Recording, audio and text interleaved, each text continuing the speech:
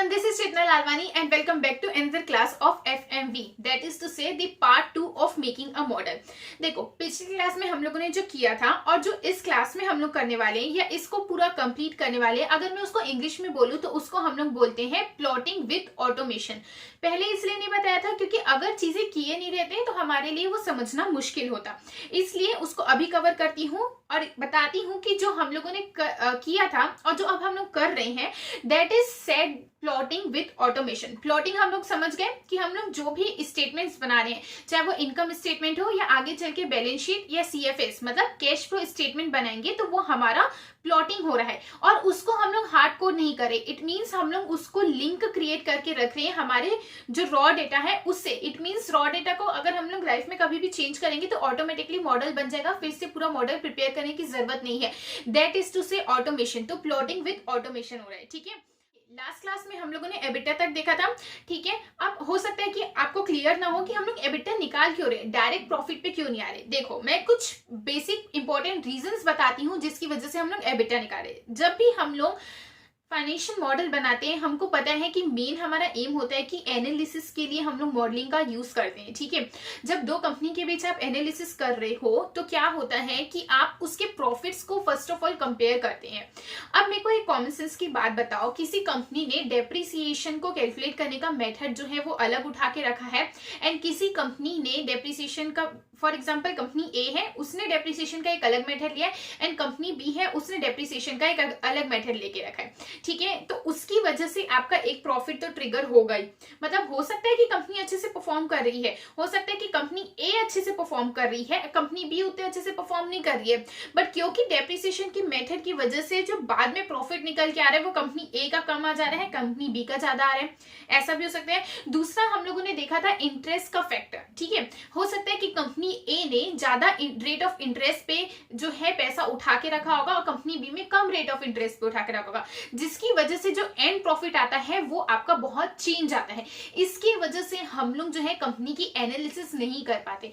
EBITDA में क्या होता है कि हम लोग उस पर डेप्रिसिएशन का इफेक्ट नहीं देते हैं, हम लोग उस पर इंटरेस्ट का इफेक्ट नहीं देते हैं और हम लोग उस पर टैक्स का इफेक्ट नहीं देते हैं, जिसकी वजह से हमको कंपनी का प्योर प्रॉफिट पता चलता है, डायरेक्ट प्रॉफिट पता चलता है कि कंपनी ने अपने बिजनेस की एफिशिएंसी के कारण कितना प्रॉफिट अर्न करके रखा है, ठीक है। उस पे इंटरेस्ट का फैक्टर नहीं आ रहा, उस पे डेप्रिसिएशन का फैक्टर नहीं आ रहा, सिर्फ जो सोल प्रॉफिट रहता है वो कंपनी के किए गए काम की वजह से प्रॉफिट आ रहा है। बाकी एक्सटर्नल जो अकाउंटिंग प्रॉफिट या लॉसेस रहते हैं उसको डील नहीं इस पे किया गया है, इसलिए एबिटा निकालना जरूरी है ताकि एनालिसिस में मदद कर सके, ठीक है। अब ए और बी कंपनी है, ठीक है। ए कंपनी बहुत अच्छा परफॉर्म करती है, उसकी बिजनेस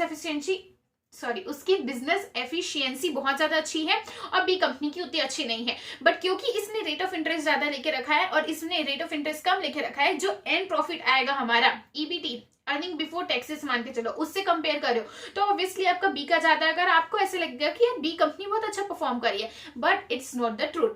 क्यों? क्योंकि रेट ऑफ इंटरेस्ट गलत है। गलत नहीं है, इट मीन्स अलग है, इसलिए हम लोग एबिटा निकालते हैं ताकि हमको कंपनी का ट्रू प्रॉफिट पता चल सके। नाउ मूविंग फॉरवर्ड, हमारे बचे हुए काम को कंप्लीट करते हैं। ओके, अब हम लोग क्या करने वाले हैं, हमारा जो बचा हुआ काम था एबिटा निकल गया, अब हम लोग आगे की इनकम स्टेटमेंट को बनाएंगे और आज की इस क्लास में इनकम स्टेटमेंट को कंप्लीट कर लेंगे, ठीक है। सो सबसे पहले जो स्क्रीन पे आपको फॉर्मेटिंग दिख रही है उस पर्टिकुलर फॉर्मेटिंग को मेरे साथ में परफॉर्म करना रहेगा।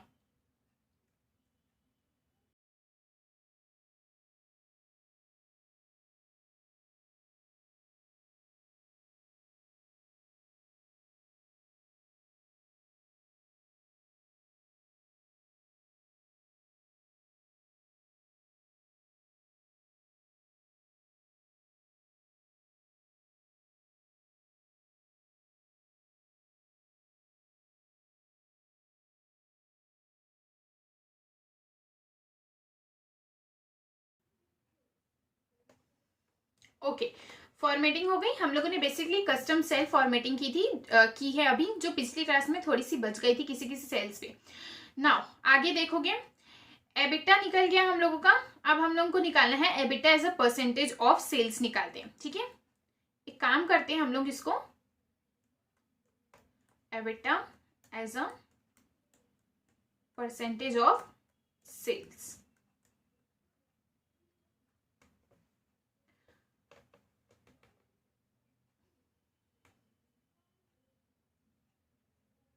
सेम फॉर्मेटिंग आपको नीचे ले आनी है, जैसे हम लोगों ने सेलिंग एंड एडमिन एक्सपेंसेस का, जनरल एक्सपेंसेस का as a percentage of sale किया था, वो जो फॉर्मेटिंग की थी सेम फॉर्मेटिंग यहाँ पे भी आप कॉपी करेंगे।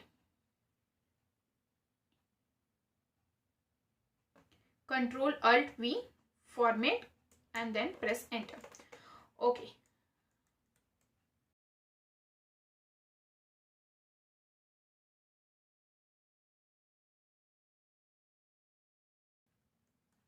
Okay, EBITDA as a percentage of sale, formula क्या रहने वाला है देखेंगे, is equal to EBITDA divided by sales value. Okay, इसको आप अल्ट एच पी करके परसेंटेज में भी कन्वर्ट कर देंगे, या डायरेक्टली ऊपर से फॉर्मेटिंग को नीचे ले आओ।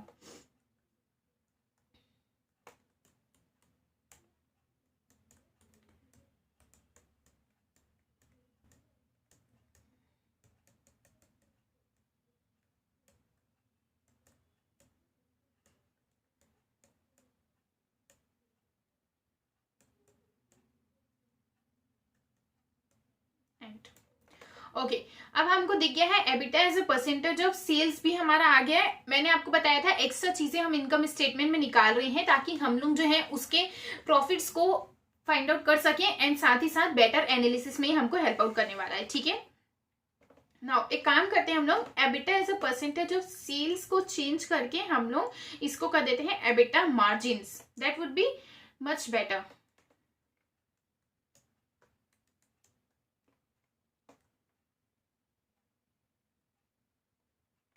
ठीक है, एबिटा मार्जिन्स आने के बाद आपको क्या करना रहेगा, इंटरेस्ट का फैक्टर हमको डिडक्ट करना पड़ता है। ठीक है, सबसे पहले हम लोग इसमें से इंटरेस्ट डिडक्ट कर रहे हैं,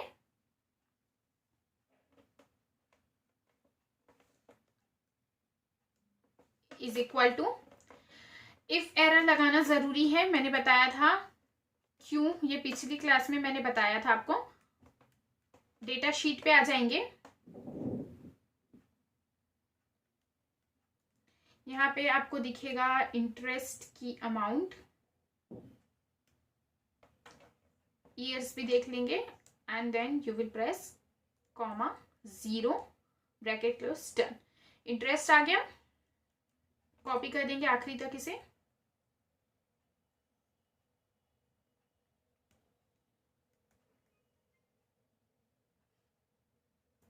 format copy, then press enter. Okay, interest की वैल्यू भी हमको शो कर गई है, एबिटा निकाल दिया, एबिटा में से सबसे पहले हम लोग जो है इंटरेस्ट को माइनस कर रहे हैं। ठीक है, इंटरेस्ट की वैल्यू हमको शो कर गई है, फॉर्मेटिंग साथ साथ में करते जाएंगे यार, आप भी साथ साथ में मेरे साथ मॉडल को बनाते जाइए। ठीक है, ज्यादा बेटर रहेगा, उतना ही आपके लिए इजी रहेगा उसको समझना एंड परफॉर्म करना।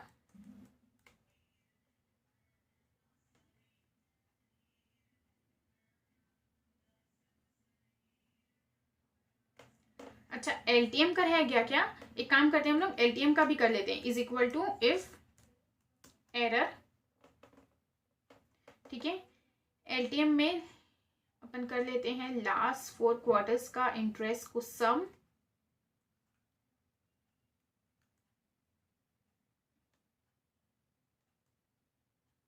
And then comma 0 bracket close. ठीक है,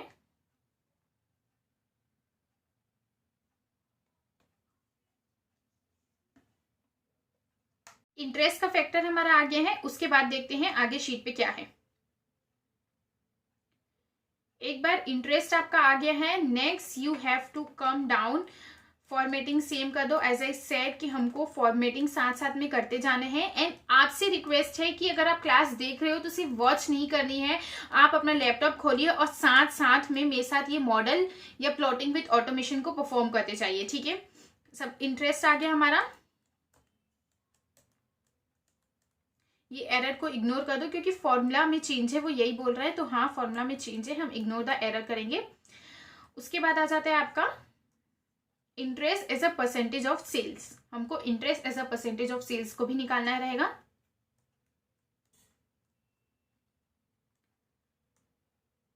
copy the formatting, paste the formatting, control alt V, format, enter, is equal to interest divided by sales का amount. Okay, and then you will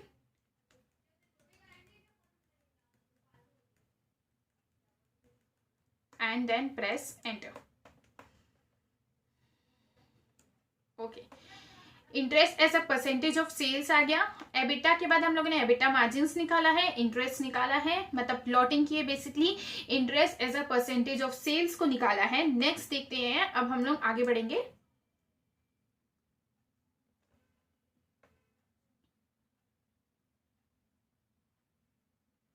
next आ जाते हैं हम लोग depreciation को minus कर रहे हैं.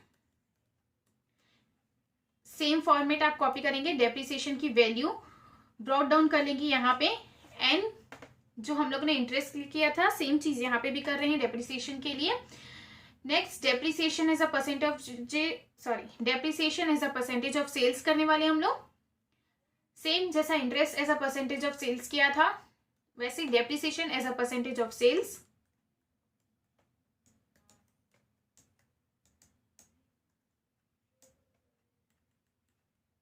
इज इक्वल टू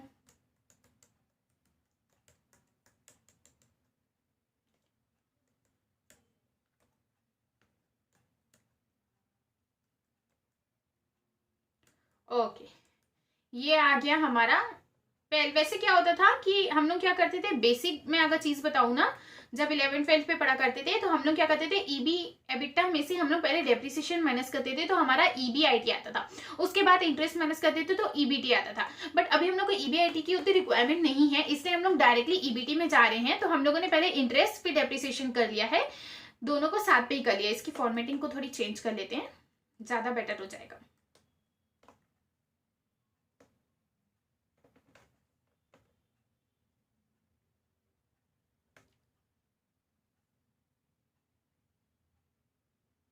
अच्छा ओके, ये चीज हम लोगों ने नहीं की थी, याद रखना. ग्रॉस प्रॉफिट के लिए ग्रॉस मार्जिन नहीं निकाला, सबके केस में as a percentage of sales निकाला है. मेन तो ग्रॉस प्रॉफिट जब रेशियो एनालिसिस करेंगे वहां पे ग्रॉस मार्जिन की जरूरत पड़ेगी, वही हम लोगों ने नहीं निकाला है, तो उसको भी निकाल लेते साथ में.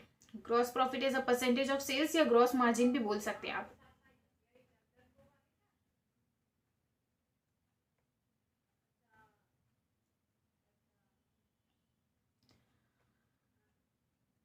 फॉर्मेट को पेस्ट करेंगे.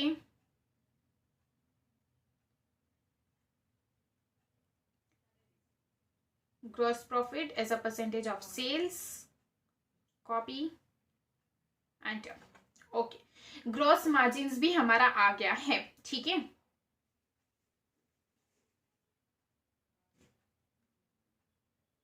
नेक्स्ट आ जाता है, आपको क्या निकालना रहेगा, अर्निंग्स बिफोर टैक्सेस, ईबीटी. मैंने बोला था ईबीआईटी निकालते थे फिर माइनस करते थे इंटरेस्ट, फिर हमारा टैक्सेस आता था. तो अब हम लोग क्या करने वाले हैं, डायरेक्टली ईबीटी निकालने वाले हैं.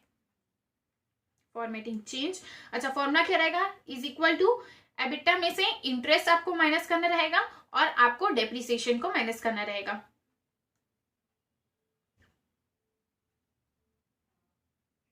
या आप डायरेक्टली ऐसे कर सकते हो, interest sorry EBITDA minus sum of interest and depreciation.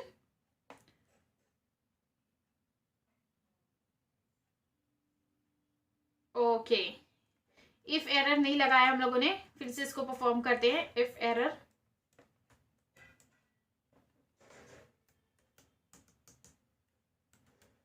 Then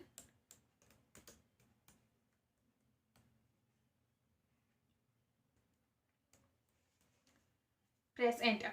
okay, हमारा अर्निंग बिफोर टैक्सेस भी आ गया है. ठीक है, एक बार फॉर्मूला आप चेक कर लो. Okay, it's going good.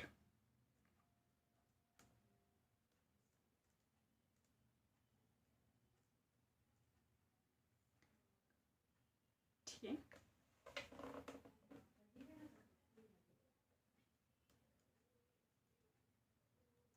Formatting साथ साथ में फॉर्मेटिंग करते जाओ ताकि आप देख सकते हो फॉर्मेटिंग साथ साथ में करने में हमारा मॉडल कितना क्लीन दिख रहा है एंड कितना प्रोफेशनल लग रहा है.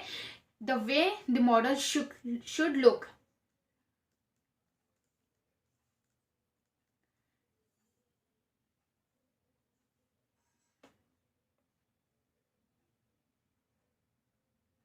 ओके, यहाँ से ना फ्रीज पेन करके ना इस ईयर्स के पेन को फ्रीज कर दो, ताकि आपके लिए नीचे स्क्रॉल डाउन करने के बाद ईयर टॉप पे रहेगा, तो आपके लिए काम करना आसान हो जाएगा। ठीक है, ईबीटी निकाला, तो इसको हम लोग अब करेंगे EBT as a percentage of sales. ठीक है, okay, EBT as a percentage of sale करेंगे, फॉर्मेट कॉपी करेंगे, is equal to EBT divided by sales and then you will press enter. पूरी इसको लास्ट तक के ड्रैग एंड ड्रॉप कर देंगे। ओके, इसको लास्ट तक के हम लोग ड्रैग एंड ड्रॉप कर देंगे and then we got the EBT as a percentage of sales. ठीक है, नेक्स्ट चीज हम लोग क्या निकालने वाले हैं,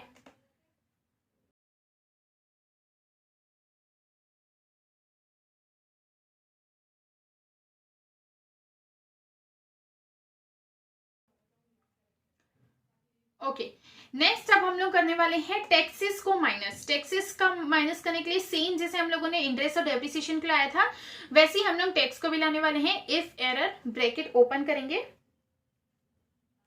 ठीक है, यहाँ पे आपको टैक्स की वैल्यू दिख रही है, comma 0 bracket close, press enter.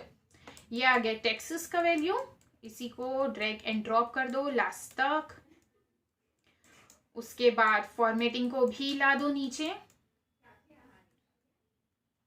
ठीक है, ये टैक्सेस ओके सही आ रहा है, एलटीएम का नहीं आया अभी तक, एलटीएम का हम लोगों ने नहीं किया, एलटीएम का करेंगे।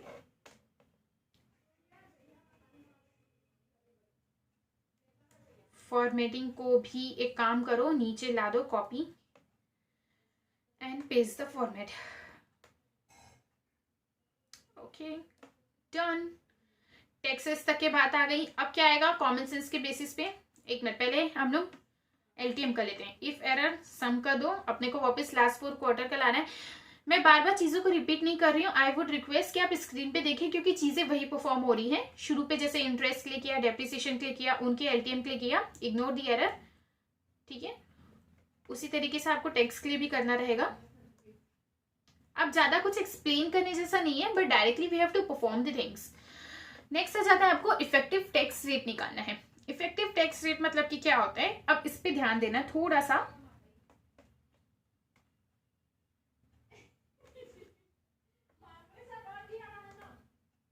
Okay,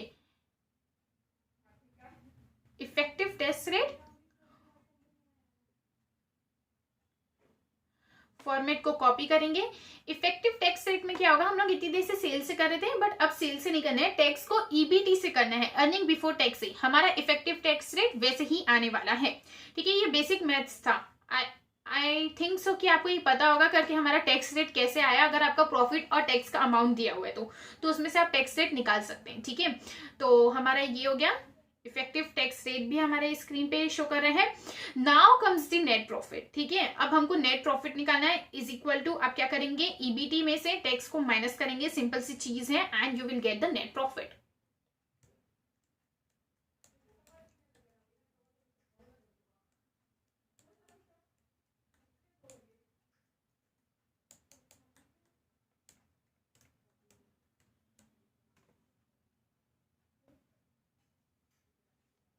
okay, copy and paste the formula, sorry format.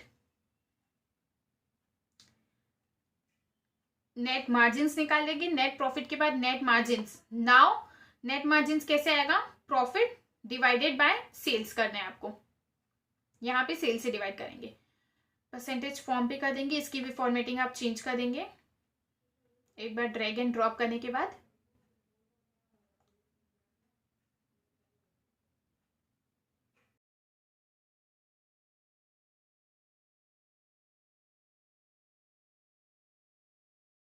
अब उसके बाद जो है स्क्रीन पे इधर देखो क्या बोला गया था। मैंने आपको लास्ट क्लास में बताया था कि हम लोग क्या करते हैं, जो भी नेट प्रॉफिट रहता है उसमें से प्रेफरेंस डिविडेंड बांट दिया, उसके बाद जो प्रॉफिट बचा रहता है उसको हम लोग इक्विटी शेयर्स पे बांटते हैं। यहाँ पे अभी हम लोगों को जो है प्रेफरेंस शेयर्स का जो है बाइफर्केशन नहीं दिया है, तो हम लोग डायरेक्टली इक्विटी शेयर्स उठाने वाले हैं।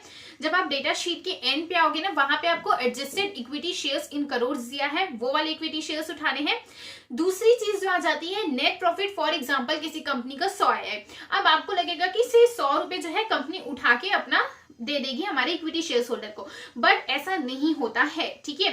कंपनी पूरा प्रॉफिट इक्विटी शेयर होल्डर्स को नहीं देती है, इंस्टेड वो क्या करती है, थोड़ा सा प्रॉफिट अपने पास रख लेती है एज अ रिटेन्ड अर्निंग्स, और उस प्रॉफिट को और कंपनी के ग्रो करने के लिए यूज करती है, ठीक है। कंपनी की ग्रोथ में और एज अ इन्वेस्टमेंट उसको यूज किया जाता है, जिसको हम लोग रिटेन अर्निंग बोलते हैं, और उसके लिए हम लोग रिटेंशन रेशियो निकालते हैं। सिंपल सी बात है, वर्ड हार्ड लग रहा होगा रिटेंशन रेशियो, बट इतना ही है कि कंपनी के नेट प्रॉफिट में से कितना परसेंटेज कंपनी ने अपने पास रखा है, जिसको हम लोग रिटेंशन रेशियो बोलते हैं, ठीक है, उतना अपने पास रखा है ताकि कंपनी आगे चल के ग्रो कर सके, और कितना पैसा कंपनी ने उठा के इक्विटी शेयर होल्डर को दे दिया।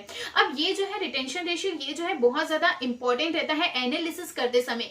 क्यों इंपॉर्टेंट रहता है कि फॉर एग्जांपल अगर कंपनी का किसी का रिटेंशन रेशियो बहुत ज्यादा है, ठीक है, कंपनी बहुत ज्यादा रिटेन अर्निंग्स रख रही है, इट मींस कंपनी उस पैसे को अपने पास रख रही है, तो हमको और आगे एनालिसिस करनी पड़ेगी कि क्या कंपनी इस पैसे को इन्वेस्ट कर रही है, और अगर कर रही है तो क्या कंपनी की ग्रोथ हो रही है। भाई कॉमन सेंस की बात है कि अगर वो पैसा मुझे मिलने वाला था 100 रुपए, लेकिन कंपनी बोली मैं तुझे 100 रुपए नहीं दे रही हूँ, अभी मैं इसको इन्वेस्ट करती हूँ, आगे चल के मैं और बड़ा पैसा बनाऊंगी और तुझे ज्यादा दूंगी, तो ऑब्वियसली मैं तो एक्सेप्ट करूंगी कंपनी से कि भाई कंपनी ने रिटेन अर्निंग के रूप में मेरा पैसा को रख लिया है, तो कंपनी की परफॉर्मेंस आगे चल के और बेटर होनी चाहिए, क्योंकि उसने मेरे पैसे को इन्वेस्ट करके रखा है, मेरा पैसा मुझे देना चाहिए था उसको वो रोक के अपने पास रखी और खुद पे इन्वेस्ट किया है उसने, इट मींस कंपनी की परफॉर्मेंस बढ़नी चाहिए। तो उस केस में जब किसी कंपनी का रिटेंशन रेशियो ज्यादा होता है, उसकी रिटेन अर्निंग ज्यादा होती है, तो हमको और डिटेल एनालिसिस करनी पड़ती है कि क्या कंपनी ने उस पैसों का सही यूज किया है कि नहीं, क्या वो कंपनी के ग्रोथ में काम आया है कि नहीं, क्या उससे कंपनी ग्रो हुई है कि नहीं, बिकॉज इट्स इंपॉर्टेंट। आपका पैसा था, आपको मिलने वाला था, वो नहीं मिल रहा है, और ये बोला जा रहा है कि मैं उसको और ग्रो करने के लिए यूज कर रही हूँ, तो वो ग्रोथ होनी भी चाहिए, उस चीज की एनालिसिस हमको करनी पड़ेगी, ठीक है। स्क्रीन पे देखो, यहां पे हम लोग क्या करने वाले हैं, नंबर ऑफ इक्विटी शेयर्स के जो डिटेल है उसको निकालने वाले हैं, ठीक है, ताकि हम लोग अर्निंग पर शेयर निकाल सके। नंबर ऑफ इक्विटी शेयर्स कर लो, मैंने बोला डेटा शीट पे जाना, स्क्रॉल डाउन करके जब आप नीचे आओगे वहां पे आपको दिखेगा adjusted equity shares in crore, comma 0, press enter, ठीक है। ये आपके नंबर ऑफ इक्विटी शेयर्स आ गए हैं, ठीक है, ये नंबर ऑफ इक्विटी शेयर्स आपके शो हो गए हैं।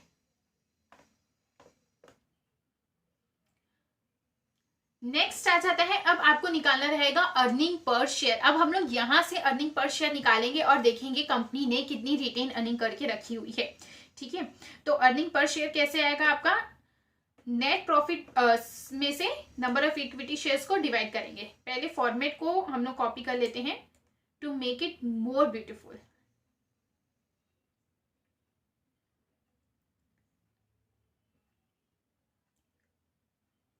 ठीक है, फॉर्मेट पूरा हो गया है copy.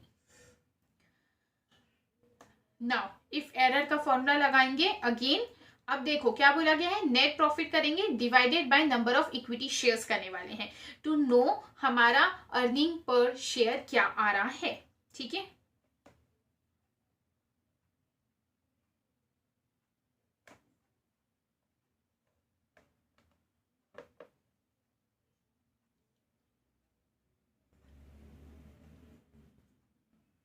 Okay, so earning per share आ रहा है ₹19.85 फर्स्ट वाले ईयर पे, and then we will press till the last.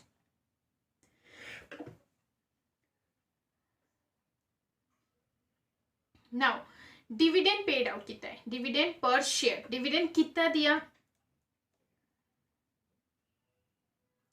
Format को कॉपी करेंगे,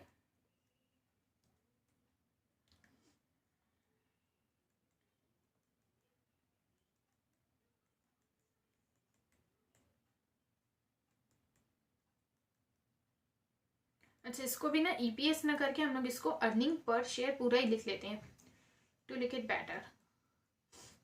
देखो ईपीएस अर्निंग हमारी बोली मैंने, नेट प्रॉफिट मैंने क्या बोला, net profit divided by number of share, इतना रुपए एज अ आपको मिलना चाहिए था, आपके पैसे थे वो। अब उसमें से देखो जो मैंने बताया ना रिटेन्ड अर्निंग, एक पार्ट जो कंपनी अपने पास रखती है, जो कंपनी आपको देती है वो क्या हुआ, डिविडेंड हुआ। तो अब हम लोग डिविडेंड पर शेयर निकालने वाले हैं, ठीक है।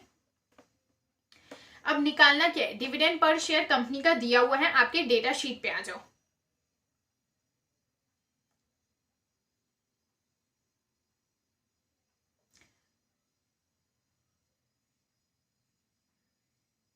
ओके, डिविडेंड वहां पे जो डिविडेंड दिया ना डेटा शीट पे वो होल डिविडेंड है, उसको हम लोग पर शेयर में नंबर ऑफ शेयर से डिवाइड करेंगे and then you will drag and draw. अब इधर स्क्रीन पे देखो क्या अभी तक हम लोगों ने क्या किया, डिविडेंड पर शेयर निकाला। मैंने क्या बोला था कि नेट प्रॉफिट मतलब जो अर्निंग्स हम लोगों के लिए इक्विटी शेयर्स वालों के लिए बची है उसमें से कुछ पार्ट अपना जाता है हमारे उसको, किसको, शेयर होल्डर्स को जिसका वो है, और कुछ पार्ट कंपनी अपने पास रख लेती है एज अ रिटेन अर्निंग्स। ठीक है, हम लोग अभी यहाँ पे जो स्टेटमेंट बना रहे हैं उसमें क्या कर रहे हैं, हम लोग पर शेयर के बेसिस पे कैलकुलेट कर रहे हैं, होल जितने नंबर ऑफ शेयर है उस पे नहीं करें, हर एक शेयर पे कितना मिलेगा उसके बेसिस पे करें। तो हर एक शेयर पे अर्निंग्स जो है इक्विटी शेयर्स को कितनी मिलने वाली है, 19 रुपीज मतलब 19.85 रुपीज मिलने वाले हैं। ठीक है, 85 को हिंदी में क्या बोलते हैं नहीं पता इसलिए इंग्लिश में। ओके, सो 19.85 हर एक शेयर के पीछे इक्विटी शेयर्स होल्डर को मिलने वाला है, अर्निंग पर शेयर आ गया हमारा। ठीक है, अब इसमें से क्या करेगी कंपनी इसमें से डिविडेंड दे रही है 4 रुपए का। ठीक है, मतलब 19 रुपए में से कंपनी जो है वो 4 रुपए का डिविडेंड दे रही है, बाकी कहाँ गया, अपनी जेब में, अपनी ग्रोथ पर्पस के लिए रख रही है कंपनी, जिसको हम लोग क्या बोलते हैं, रिटेन्ड अर्निंग्स बोलते हैं। ठीक है, अब मैं क्या बोल रही हूं, आपको इस चीज को ध्यान से सुनना पड़ेगा। रिटेन्ड अर्निंग्स मतलब एक वो हिस्सा आपके डिविडेंड का जो इक्विटी शेयर्स का बनता था, बट कंपनी उनको ना देख के उसको रोक लेती है और अपने पास रख लेती है और उसी पैसे को री इन्वेस्ट करती है बिजनेस में और अपने बिजनेस को ग्रो करने के लिए। ठीक है, अब आपको क्या है, रिटेन अर्निंग्स निकालनी जरूरी है और ये देखना जरूरी है कि अगर किसी कंपनी का रिटेंशन रेशियो मतलब रिटेन अर्निंग का परसेंटेज ईपीएस में से रिटेन अर्निंग का परसेंटेज ज्यादा है तो उस कंपनी की एनालिसिस आपको थोड़ी ज्यादा करनी पड़ेगी। क्यों, कॉमन सेंस की बात लगाओ, आपको कोई बोला कि मैं तुझे 100 रुपए दूंगी, आप खुश थे, लेकिन उसने बोला यार एक काम कर, मैं तेरे को अभी 50 रुपए देती हूँ, 50 रुपए को मैं और इन्वेस्ट करती हूँ और जब वो और बड़ा पैसा हो जाएगा ना तो उसमें से मैं तेरे को हिस्सा दूंगी। तो you will be like okay यार ये ज्यादा बेटर डील है, बट आपको ये तो देखना पड़ेगा ना कि यार उसने 50 रुपए इन्वेस्ट किए कि नहीं, सही जगह पे किए कि नहीं, उससे ग्रोथ हुई कि नहीं है, उससे मेरा फायदा हुआ है कि नहीं हुआ है और आगे मुझे पैसा मिलेगा कि नहीं। उसी तरह कंपनी का केस रहता है, कंपनी आपको डिविडेंड देने वाली थी, आपके डिविडेंड को रोक के उसने रिटेन अर्निंग रखी और आगे उसने इन्वेस्ट करके और ग्रो करने के लिए किया।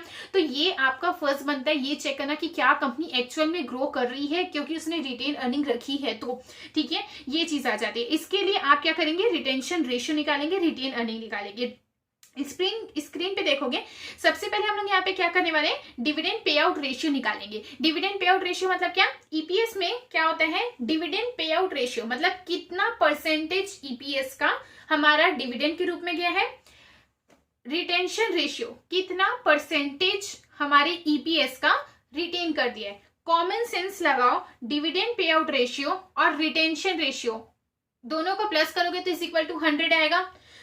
100% में से डिविडेंड पे आउट रेशियो हमारा 50% आया तो बचा 50% जो रिटेन्ड हुआ है। ठीक है, तो क्या हुआ है, dividend pay out ratio plus retention ratio हमारा 100% आएगा। अभी हम लोग सबसे पहले निकालते हैं डिविडेंड पे आउट रेशियो। इसके लिए फॉर्मूला क्या होगा, देखो स्क्रीन पे, डिविडेंड पे आउट रेशियो का जो फॉर्मूला होता है, सबसे पहले आप एक कॉलम बना लो इस पे डिविडेंड पे आउट रेशियो का। ठीक है, यहां पे is equal to dividend per share divided by EPS, earning per share. Common sense की बात है, आपको परसेंटेज निकालना है कि ईपीएस का कितना परसेंटेज हमारा डिविडेंड है, तो डिविडेंड डिवाइडेड बाय ईपीएस, इसको परसेंटेज फॉर्म में कन्वर्ट कर लेंगे, जिस फॉर्मेटिंग को हम लोग बेसिकली कॉपी कर लेंगे नीचे।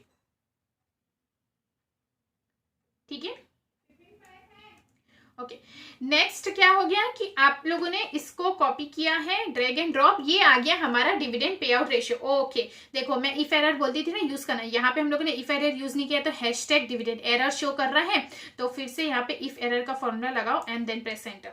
ठीक, ये आ गया आपका डिविडेंड पे आउट रेशियो। अब हम लोग क्या कर सकते थे, जनरली क्या काम करते हैं, हम लोग रिटेन अर्निंग निकालते हैं। रिटेन अर्निंग कैसे निकालते हैं, ईपीएस उठाते हैं, उसमें से हमारा डिविडेंड पर शेयर माइनस करते हैं, हमारी रिटेन अर्निंग आती, फिर उसका हम लोग बैठ के रिटेंशन रेशियो निकालते हैं।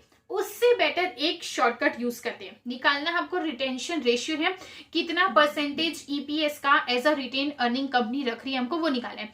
कॉमन सेंस लगाओ, 100% होता है हमारा डिविडेंड पर शेयर और रिटेंशन रेशियो को प्लस करने से, ठीक है, sorry dividend pay out ratio और रिटेंशन रेशियो इन दोनों को प्लस करने से 100 होता है। तो 100 में से जब आप डिविडेंड पे आउट रेशियो को माइनस करोगे तो रिटेन अर्निंग आएगी। बेसिक मैथ है ये, ठीक है। तो हम लोग क्या करेंगे, रिटेन अर्निंग को किस तरह से निकालोगे, स्क्रीन पे देखना मैं कौन सा और क्या कैलकुलेशन परफॉर्म कर रही हूँ, ठीक है।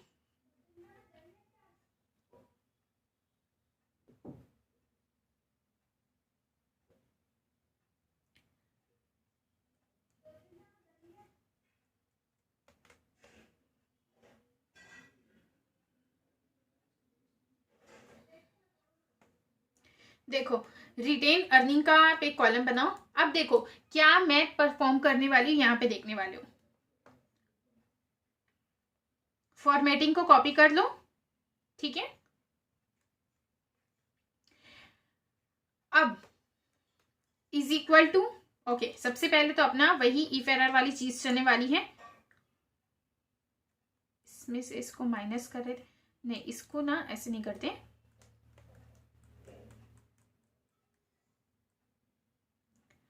Is equal to if error,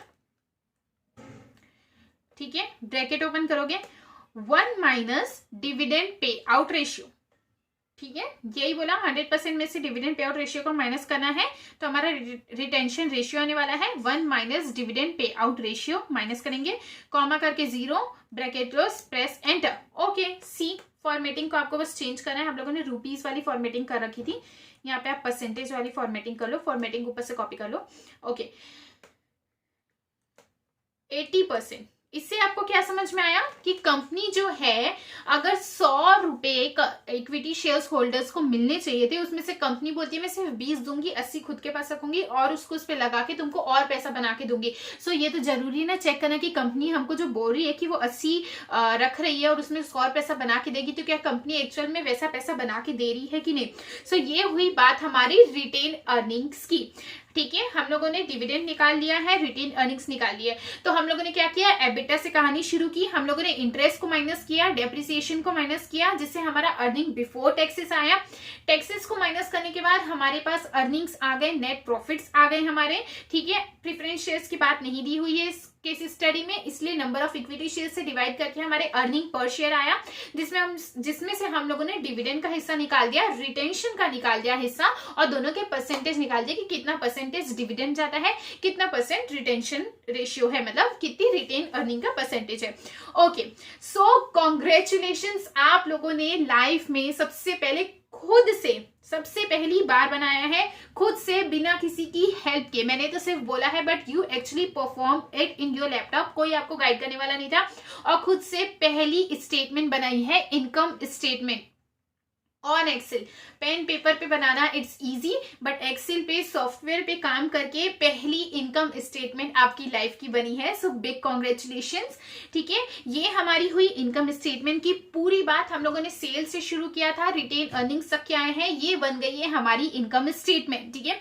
next class में हम लोग बैलेंस शीट कवर करने वाले हैं एंड सीएफएस करने वाले हैं। वो क्लास बड़ी होगी क्योंकि मैंने सोचा था डायरेक्टली मैं बनवा दूंगी, बट मैं सबसे पहले कैश फ्लो स्टेटमेंट की कैश फ्लो स्टेटमेंट का पूरा थ्योरेटिकल पार्ट कवर करने वाली हूँ। वो क्या होता है, फाइनेंसिंग एक्टिविटी, इन्वेस्टमेंट एक्टिविटी अभी डिस्कस नहीं करते, जितना भी कुछ है सब कुछ हम लोग जो है वहां डिस्कस करने वाले हैं, क्योंकि वहां थ्योरेटिकल पार्ट भी कवर होने वाला है। सीएफएस क्या है, बैलेंस शीट आपको बता चुकी हूँ, फिर उसको पहले समझेंगे क्या होता है सीएफएस, कैश फ्लो स्टेटमेंट क्या होती है, फिर उसको पूरा हम बनाने वाले हैं, एंड देन आपकी लाइफ की पहली पूरी फाइनेंशियल स्टेटमेंट बन जाएगी। और ये एक ऐसी बनेगी डायनेमिक, मैंने बोला था किस तरह से वो डायनेमिक है। आप कल क्या करोगे, कल की क्लास के एंड तक के एक एक क्लिक पे जिस भी कंपनी का उठा लो, वैसी ये फाइनेंशियल स्टेटमेंट बना सकते हो।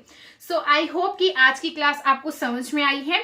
कोई भी डाउट हो लेट मी नो, और नहीं भी है, अच्छी लगी क्लास, कुछ इंप्रूवमेंट करना है, कुछ भी सजेशन हो, positive negative, you can let me know on the comment sections और लिंक्डइन और Telegram. Thank you so much for watching the video till the end. अगर यहाँ तक बने हुए हो तो चैनल को सब्सक्राइब करके hit the bell icon and like the video. Bye bye.